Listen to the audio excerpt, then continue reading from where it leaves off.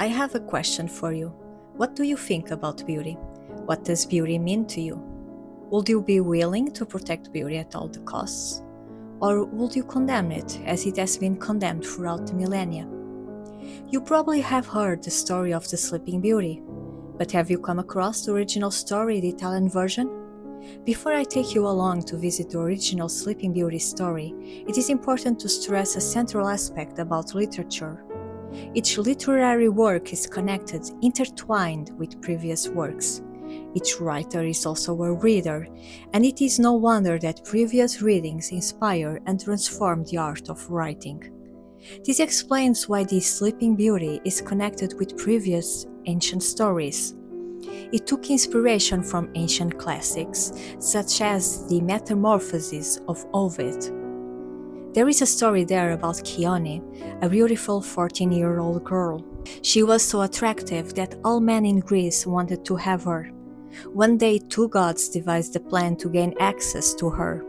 Hermes, also known as Mercury, went to her chamber, sent her to a deep sleep, and attacked her. That night, while the girl was crying, Apollo, disguised as an old woman, pretended to comfort her. He also attacked her. 9 months later, she gave birth to twins. One was white as the day, and the other was black as the night. In their confusion, sorrow, and pain, she started to say she had been blessed by her beauty. She bragged to be more beautiful than Athena. The cruel goddess didn't like to hear that. Athena, also known as Minerva, had quite a reputation of punishing or killing her rivals, usually beautiful and accomplished women.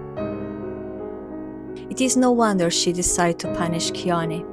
She killed her by shooting an arrow through her mouth, and thus performed the ultimate condemnation of beauty.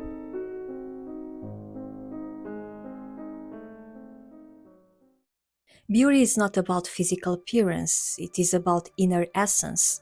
It is about potential, creation, a force within the self.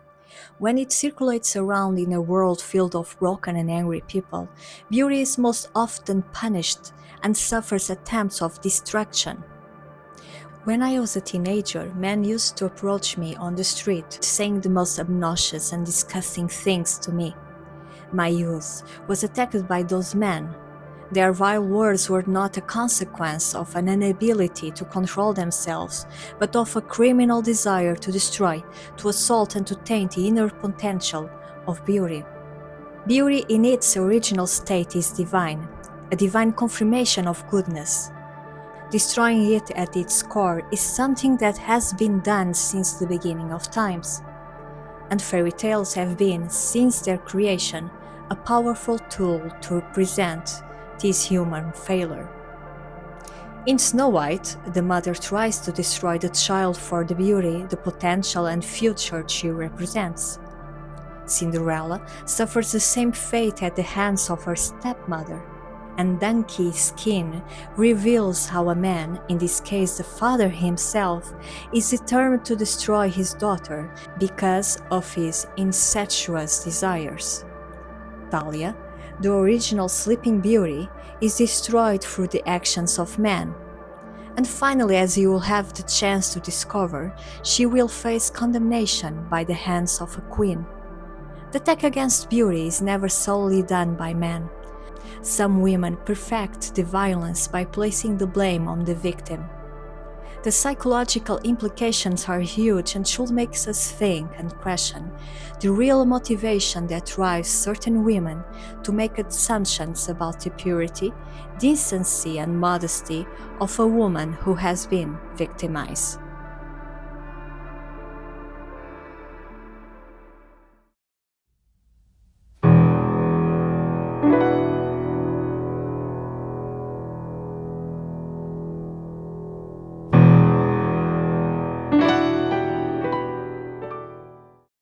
It was in the year of 1644 that the first version of the Sleeping Beauty story appeared.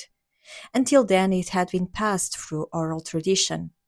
Sun, Moon, and Talia presented a tragic story of a beautiful girl that endured similar hardships to those faced by Chione. When Talia was born, her father decided to consult oracles and astrologers to gain knowledge about her future. The stars offered one clear warning: a splinter of flax was going to be the source of great danger to Talia.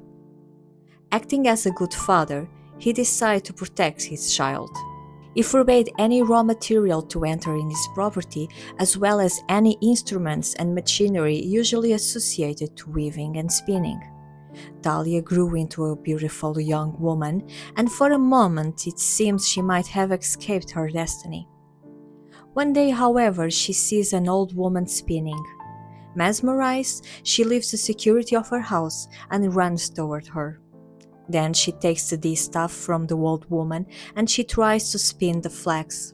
Unfortunately, a splinter of flax gets under her nail and she falls dead.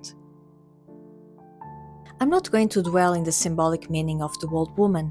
The role of the crone is indeed quite important, but it will take one dedicated video to talk about it with according respect and depth it needs.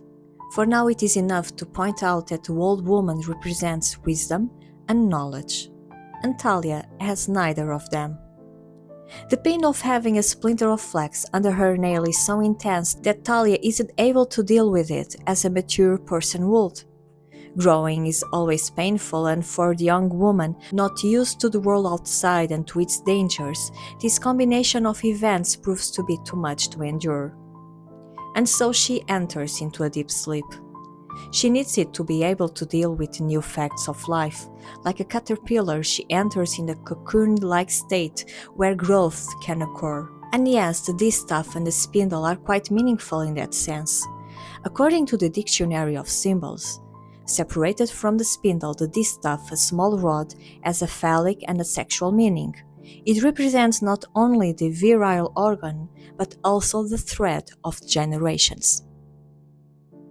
The spindle, on the other hand, has the magic connotation of representing the wheel of time, the endless cycle of birth, life, and death. One thing is quite certain: trying to avoid destiny is always catastrophic. There is a literary tradition rooted in mythology that explicitly expresses the insanity of trying to escape destiny. Her father has no power over her destiny. Against all his efforts, she will grow up and will become a woman.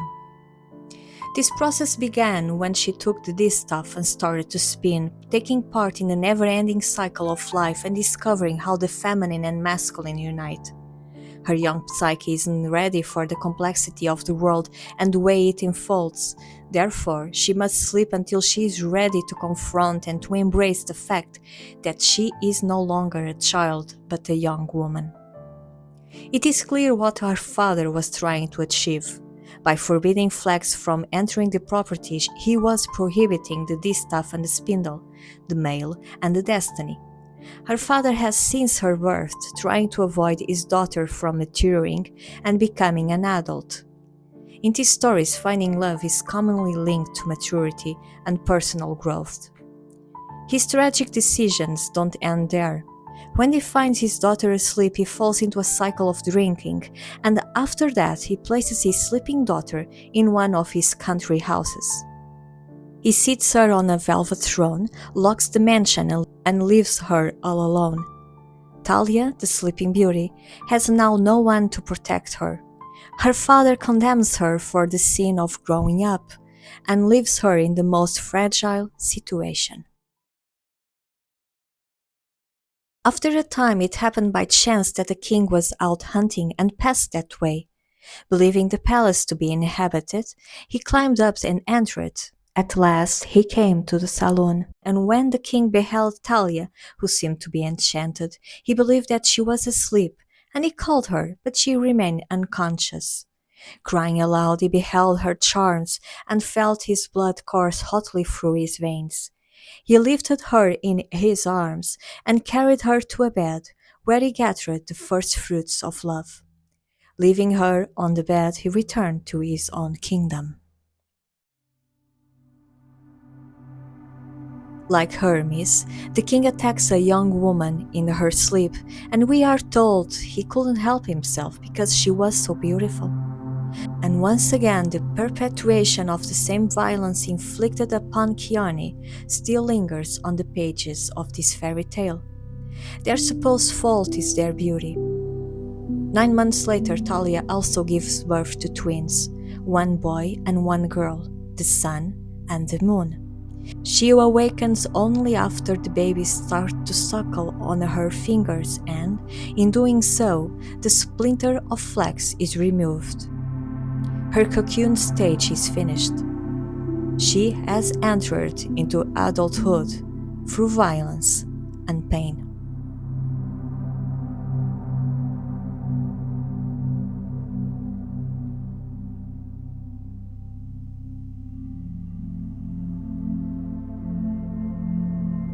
In the meanwhile, the king remembered Talia, and saying that he wanted to go hunting, he returned to the palace and found her awake and with 2 cupids of beauty. He was overjoyed, and he told Talia who he was and how he had seen her and what had taken place. When she heard this, their friendship was knitted with tighter bonds. The act of violence against Talia is brushed under the carpet, and she connects emotionally to her abuser in order to survive. In a time when such actions weren't considered a crime, she has no other alternative than to happily participate and to endure her destiny without complaining. Remember Chione? She did the same. When changing reality seems to be impossible, the only remaining option is to play along and to pretend happiness until the boundaries between reality and fiction dissolve. This tale served to expose the true and cruel dimensions of reality. Countless women had no other choice than to conform and to accept, with dissimulated joy, their cruel destinies. Nevertheless, a new enemy arises, the king's wife. When she discovers the affair, she tries to kill Talia. Chione and Talia have much in common. Young and beautiful, both suffer the consequences of the same crime they are victims. Both become mothers of twins, and their life is at defense by the powerful women within their stories. Athena the goddess hates whenever a woman, mortal or immortal, endangers her power and position. Chione thus enters the long list of women condemned by the goddess. Some are killed without mercy, while others face perpetual punishments of being transformed into spiders, as Arachne was, or transformed into terrible monsters such as Medusa. In the classic Greek myths, misogyny is not only perpetrated by men. Women take an important role of destroying their peers when it serves their interests.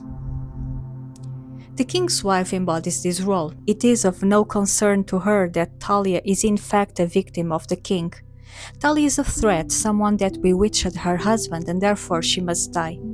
The abuse of beautiful women is common in these tales. The tale of Cinderella is a cautionary tale in that sense.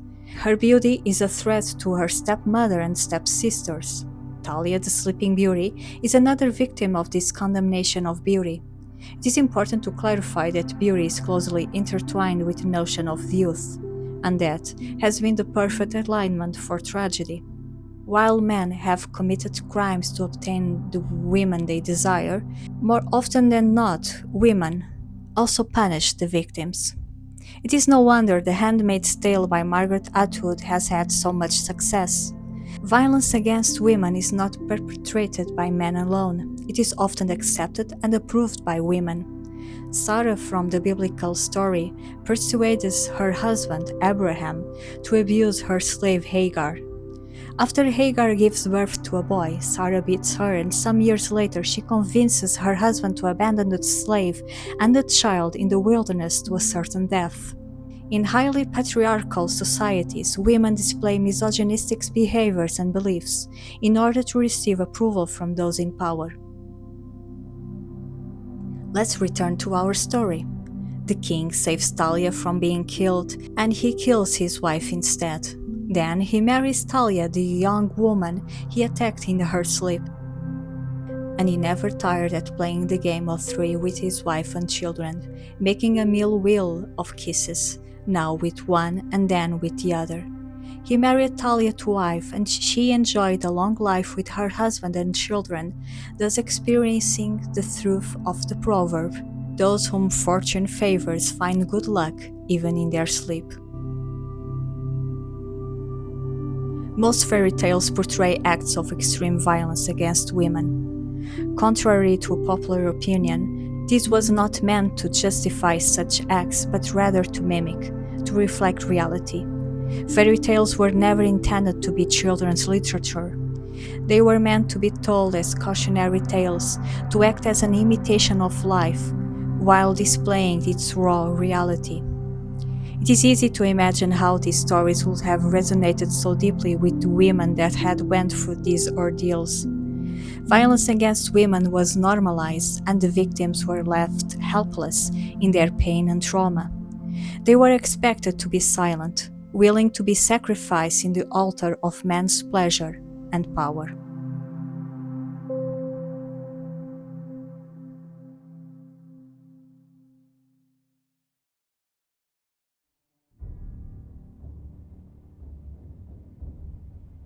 In the 1960s, a young woman faced her abuser in a society deeply rooted in misogyny.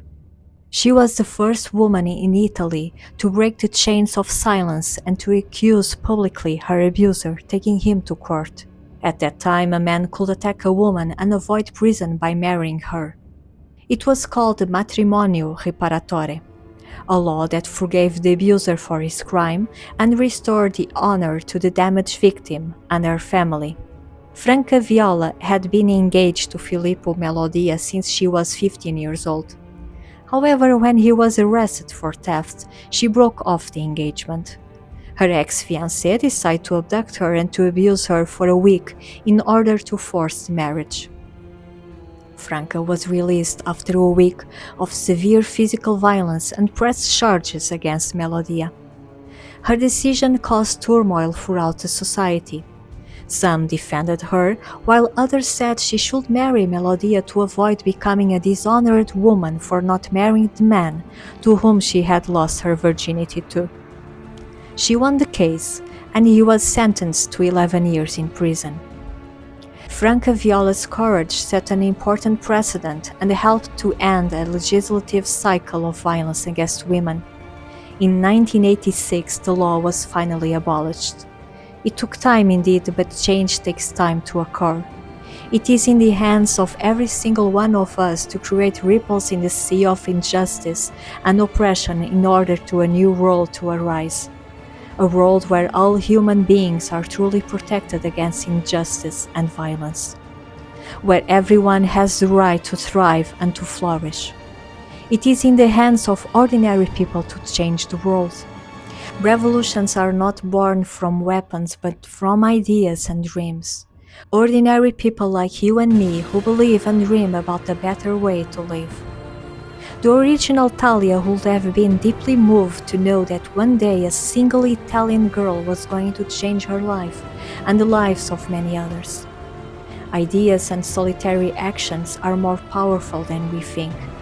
We should dare to dream and to act accordingly. Step by step, violence can be eradicated. And that is why it is worth to protect beauty at all costs, for the light will always prevail over darkness.